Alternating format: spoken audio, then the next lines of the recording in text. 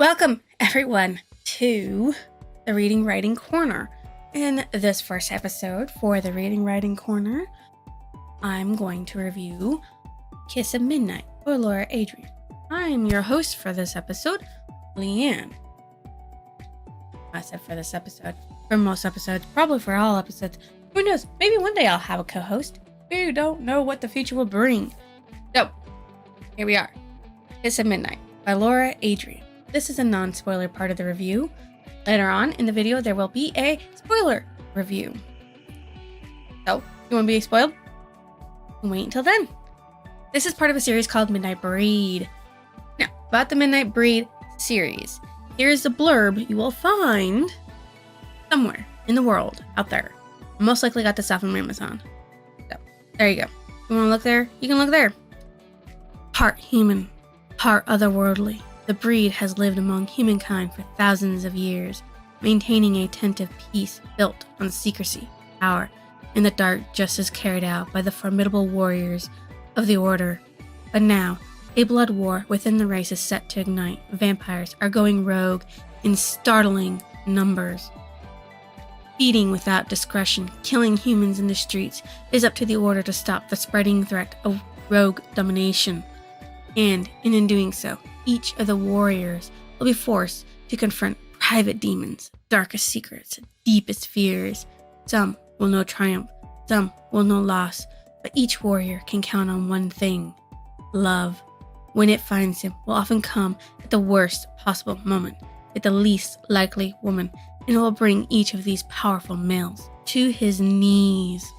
And that's something of a blurb to draw you into the Midnight Breed series. What made me read this book? Honestly, the blurb on the back of the book grabbed my attention the most.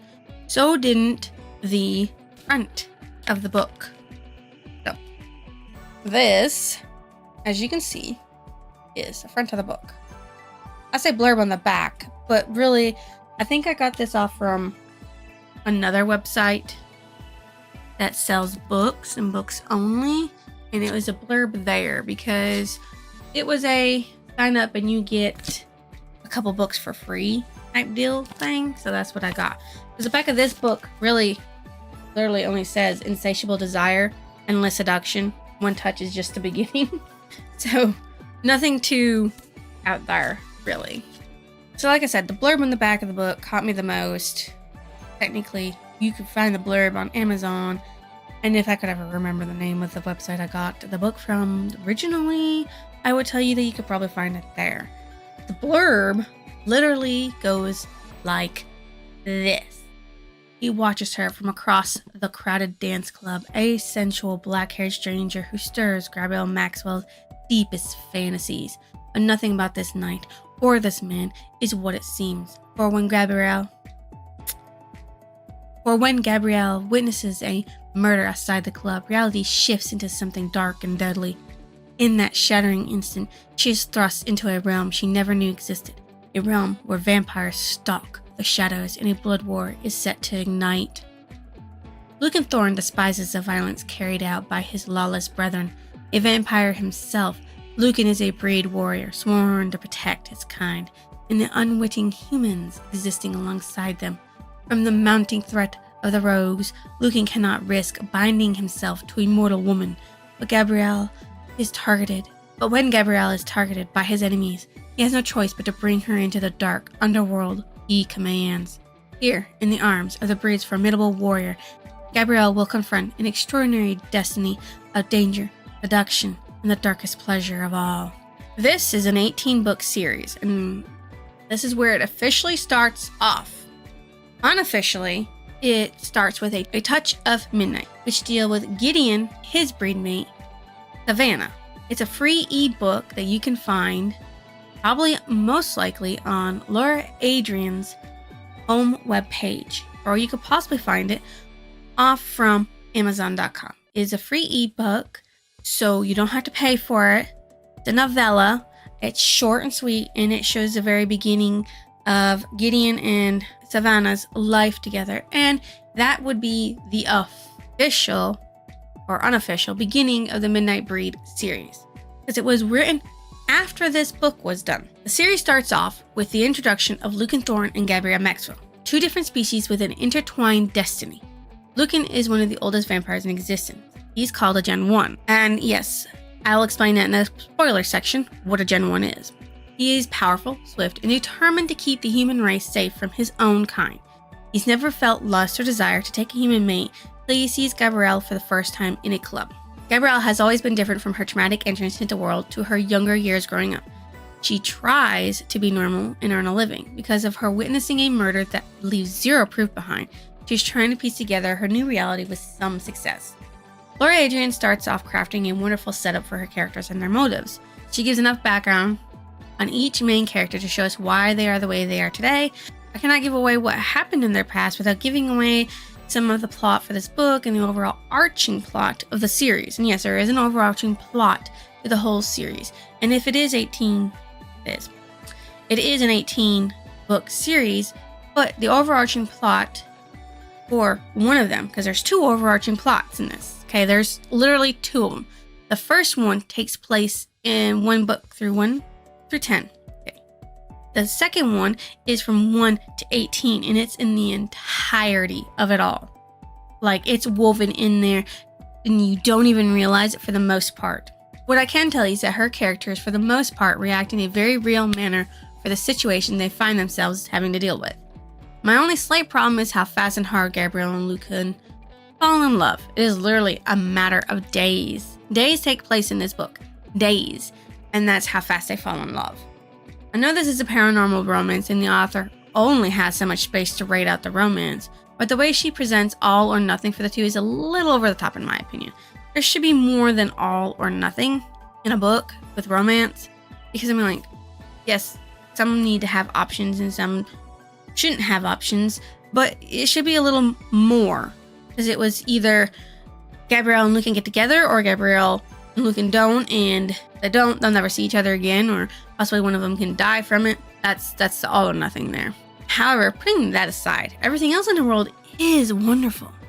From how the breed came into being, how they find someone to be with, and to how they have children is very interesting. Like, very interesting how they have children. Did this live up to my expectations? Yes, it did, in a way that I couldn't imagine. From the way that Laura Adrian crafted the story of love, betrayal into the fighting. It was well done and made me want to read more to know what will happen with this brewing war, because it is a brewing war. This is what starts off the whole brewing of the war, that where Lucan gets an idea that there is actually going to be a war between the breed brethrens that he didn't know was there at first, and it's all because he met Gabrielle. What character did I relate to the most? Lucan, for the most part, because I mean, like, I'm not a guy. Like, I'm not. And I don't identify as a man. I identify as a woman. So just that part. It was a work. Because I work. I do a lot of work. I work a lot. It's my life.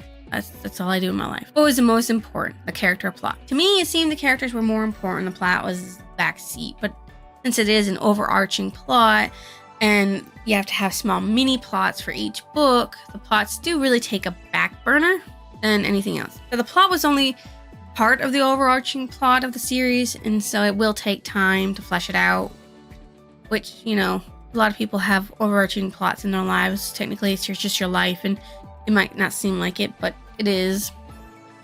So it happens throughout the majority of your lifetime. Most things do not resolve in a few days, but could take months, if not years, to be rooted out and solved. So this making it where it's longer than what it was, because I think an entire year spans throughout the whole series. And yes, I have read the whole series. And no, I will not be telling you no spoilers in any part that does not deal with the book that we're talking about. No spoilers. This story was told in multiple voices in the third point of view with only one flashback in the beginning. It did not affect my reading, but it might affect those that dislike changing POVs every chapter or during a chapter. And it does happen quite frequently, but the way that the POVs change weaves the story together better than I think leaving just one POV, because sometimes books are good, but just one person throughout the whole book, and that, the way they write it is the way it should be. But with the weaving of the different changes in the POVs, you see more of the world, you can relate more to the characters through their eyes, you get to know them better and understand their motives and their reasonings for doing stuff by going more into it instead of just having one or even having, what is that one, third person, where you're not even in any character's POV, you're just looking at them down from the top. So this is going to be the end, the non-spoiler part of the review with, should you go read this story/series? Yes, I recommend you to read it if you do love paranormal, vampires, and romance, as it does get hot and steamy between the main couple, and it does have good plot, good characters, people you could love. My recommendation is, if you don't like the fact that it jumps from one book for main characters to another book with different main characters, then no, don't read it. Because if you don't like that and you just want the main characters to be the whole ones throughout every single book, then this is not the series for you, because it will change every single time. It does not stop. You don't get to see from the same point of view again at all. For those of you who do not want to be spoiled, this is your only warning. Thank you for watching. Have a nice day. Everybody gone that doesn't like it. Here is the spoiler review for Kiss of Midnight by Laura Adrian. Before I jump into anything else, I want to lay down some word lingo for you that came with this book that you may not understand. And this word lingo will help you out with everything to deal with the book. Unless you're talking about the last 8 in the series, then it won't all help. It'll help, but not all of it. As mentioned in the blurb of the book, you have breed. It means half human, half vampire. Then you have order. Means a group of breed that are warriors that fight against any threat to planet Earth. Rogues are vampires that have fallen into bloodlust and will kill their blood donors. Bloodlust is when a vampire does not stop drinking human blood. Any and all breed members can fall to bloodlust. Ancient. This refers to a full-blooded vampire that crash landed on Earth, where they conquered Earth through violence and, a bad word, a race of alien species that only know war. Their metabolism only gives them nutrients through the human blood on Earth. Gen 1 is a title given to those born from an ancient and a human. Breed mate refers to the only females on Earth that can successfully conceive the breed's children. The breed mates can only give birth to sons, though. They don't give birth to female. There is a reason for that, but that is for a future spoiler, not for this one. Breed mate mark is mentioned. It is a teardrop birthmark suspended over the cradle of a crescent moon.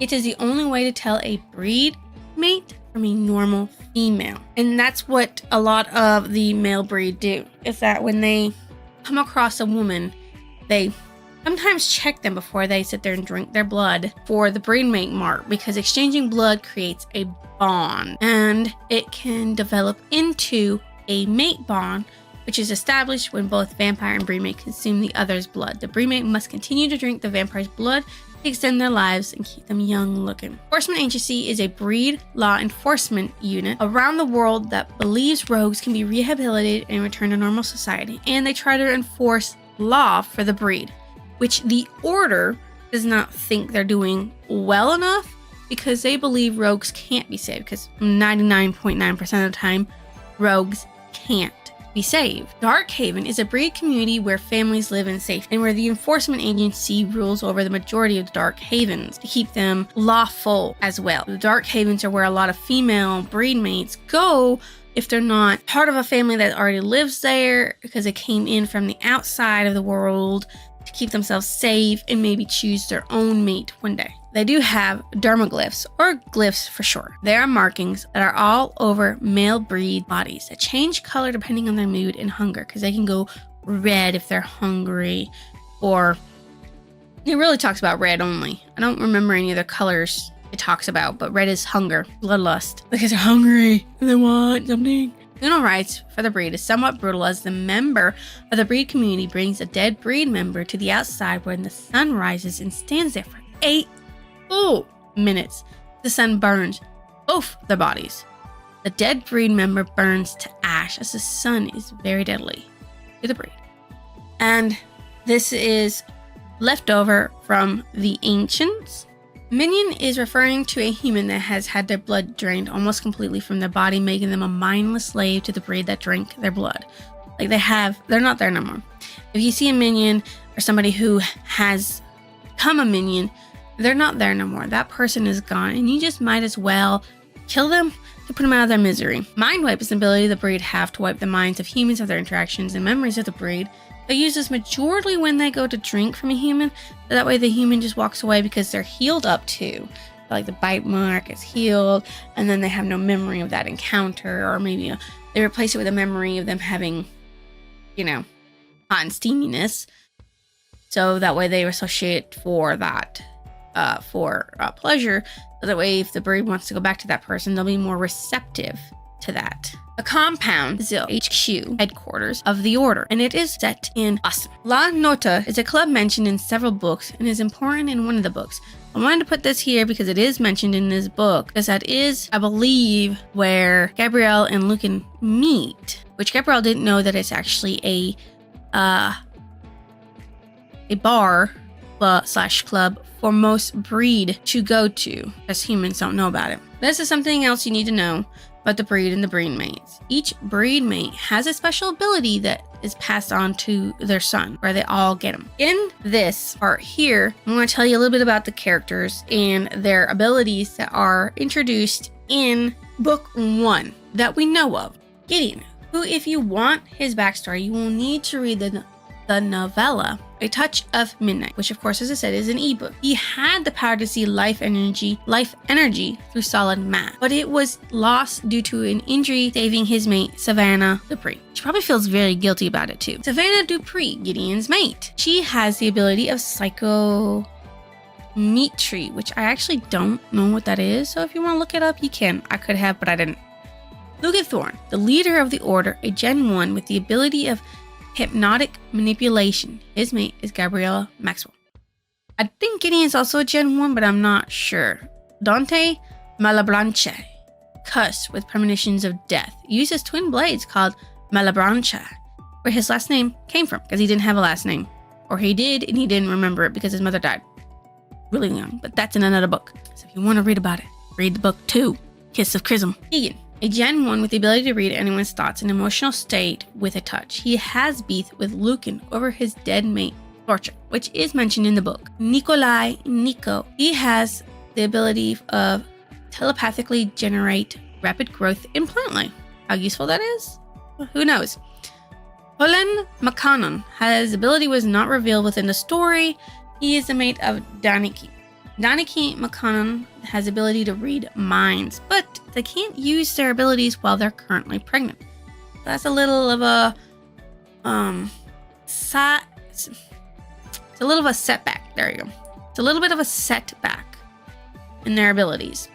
I'm going to butcher this name, and I apologize to anybody who will be offended by me butchering this name.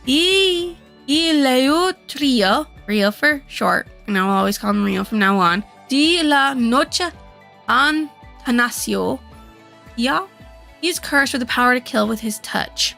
And it's particularly when it's provoked. So if he's really provoked, he will kill with a touch. He's made to Eva. I'm not going to say that last name again because my God, I butchered that last name. I know I did. Eva. Her ability was not revealed either. And then Merrick, he has the same ability as Lucan because they are brothers. So hypnotic manipulation. My favorite character was a chilled, relaxed, and laid-back side character, Jamie. Her only worry was about finding someone to spend the rest of their life with. Because they were just chilled, relaxed. They took everything one step at a time. Like, literally, a good friend Gabrielle has. They still talk sometimes. My most disliked character was Ava. She betrayed her mate and the order. The betrayal was so hard and real because she was trying to change him while injuring him enough that he could never be a warrior again. If you love someone, you should not try to change them. You should just accept them for who they are. The story was told in chronological order with appropriate language for the type of story it was. There was foreshadowing of Kendra's death, Gabrielle's powers, and who the master of a few minions were. Laura Adrian explained enough background to understand the characters and their motivations, like I said, but it did not explain in depth about why and how the ancients came to crash on Earth, or why they did not simply fix their ship and leave because they were not trying to go to Earth. A in the corner, I believe I'm going to put it over here, you're going to see a picture of the book, or maybe two different types of books, because I looked through and I found some pictures of the books the book for Kiss of Midnight. So there's two different ones that I found. You've probably been seeing them up in the corner up there. The title of the book, Kiss of Midnight, refers to the fact that Lucan and Gabrielle could only meet during the night, as Gabrielle did have trouble getting hold of Lucan during the day. The cover of the book showed the main couple in a graveyard where Gabrielle's mother was buried. The other one had a picture of the city, Boston, where they are stationed, where most of the book took place. Well, 100% of this book took place. What stood out as memorable was the desire and need Gabrielle had to fit in with society because she could not accept that she was different, and it did not make her freak or weird. You are who you are, baby, and you should love yourself. Love who you are. You don't need to change it for anything in the world. My favorite passage from the story is "Go to hell." Gabrielle shot back at him. In that same instant, she lunged for the open space of the door and dropped the several feet down onto the roof. Here, she showed her bravery and willingness to trust Lucan with her life, because Lucan did captured his Gabrielle. My favorite quote, of course, "I don't want to hurt you, Gabrielle, and I know that I will." Lucan says to Gabrielle, he sees the truth and acknowledges that Gabrielle being with him, he will end up hurting her one day, and he knows he cannot avoid it. It might be by accident. He might accidentally die. He's in a war. He's an order member. He fights daily to protect humans, and that is a risk because rogues are dangerous, and they will kill you. They will. What I thought about the ending of the book was that it needed more plot. Please give me more plot. More of the overarching plot. Give me more. I needed it. Because the ending was they got together, basically. Love, happiness, and the whole we're at war with whoever is behind the mastermind. He can wait another day. Lucan has his Gabriella. What book did it remind me of? That I have read. I have read the Nightwalker series by Jacqueline Frank, and I will be reviewing that on this channel eventually. It was a good series. It's a lot like this one, but it's shorter. There's only like 6 books. Or is it 5? I don't remember. It's been a while since I've read them. Like, young 20s read them. This book, as you know, is part of a series. There are officially 27 books. The first 10 books are part of the first series with the first overarching plot. The second overarching plot happens between both the first 10 and the 8 of them in the second part of the series. There is a prequel novella called Touch of Midnight. The other 8 are novellas scattered between 18 novel-length books introducing characters that appear as side characters in the novel. But officially, I'm going to tell you this now, they do not start the novellas until about book 9. Or is it book 10? So really, it's only about then that she starts doing more novellas, and it's not like that many. It's 8 books, all it is. 8 novellas, I should say. This is the end of the spoiler review. So, if you think I deserve a like, a comment, or your lovely subscription, drop it down below, please. Thank you for watching. I will see you next illusion.